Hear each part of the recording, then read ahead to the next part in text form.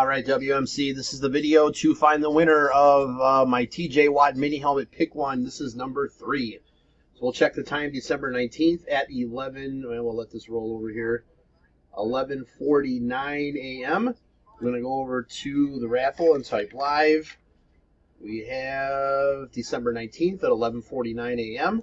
There's the list of our 20 entries. We're just going to randomize your names, and then whoever is on top after the final roll is our winner. So we need a dice roll of 5 or higher. There's 11.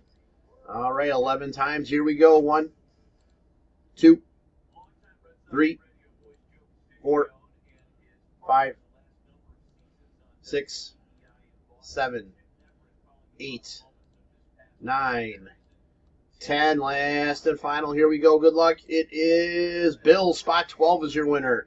So, Bill, please get with me to make your selection. There is our verification code, our timestamp, once again, December 19th, 11:49 a.m. That's it, guys. Thanks.